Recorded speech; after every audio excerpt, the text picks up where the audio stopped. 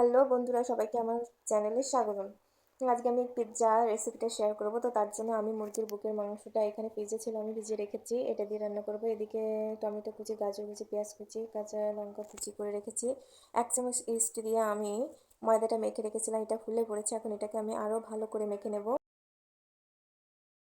সুন্দর করে মেখে নিয়ে আমি এরকম একটা মণ্ড তৈরি করে নেব। এরপর এটিকে আমি বেলবো। বেলার সময় অবশ্যই ময়দা দিয়ে বেলবো।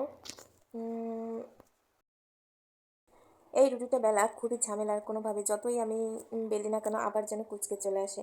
তো যাই হোক, অনেক চেষ্টা করে যতদূর পারা যায় করেছি। করে এখন কড়াইতেই আমি একেবারেই সেট করে দেবো। তারপরে আমি এই কড়াইতেই, যেহেতু আমি বানাবো পিৎজাটা, তো আমি সেভাবেই এইটাকে সেট করে দিই। হাত দিয়ে সেট করে দুই পাশে মাঝখানটা একটু নিচু করে দিই, একটু খ্যাপটা করে দিই। এরপর কাঁটা চামচ দিয়ে এরকম ফুটো ফুটো ফুটো ফুটো করে ছিদ্র করে দিই, যেন না ফুলে ওঠে। এরপর টমেটো সস দিয়ে একটু সব জায়গায় একটু টমেটো সস মাখিয়ে দিই কাঁটা চামচের সাহায্যে ভালো করে। টমেটো সস দেওয়ার পরে এর উপর একটু চিজ দিয়ে দিই। চিজ দেওয়ার পর এরপর যে সবজিগুলো কেটে রেখেছিলাম সেগুলো দিয়ে সুন্দর করে সাজিয়ে ফেলি।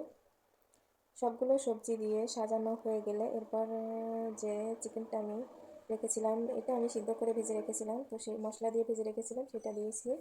দেওয়ার পর উপর দিয়ে আরও অনেকটা পরিমাণ চিজ দিয়ে দেবো, যে যেরকম পছন্দ করে সে সেরকমই দিবে। তারপর আরেকটু উপর দিয়ে আরেকটু টমেটো সস এরকম করে দিয়ে চুলায় বসিয়ে দিচ্ছি অল্প আঁচে। দেওয়ার পর এই যে 15-20 মিনিট পর আমার পিৎজা রেডি হয়ে গেছে। আমি এখন এটাকে কেটে খেয়ে দেখাবো আপনাদের। তো মোটামুটি সহজেভাবে বাসায় কম খরচে এভাবে পিৎজা বানিয়ে খেতে পারেন, এতে স্বাস্থ্যও ভালো থাকবে, পয়সাও কম খরচ হবে। বিশেষ করে বাচ্চাদের এভাবে বানিয়ে দিলে বাইরের খাবার থেকে দূরে রাখা যায়।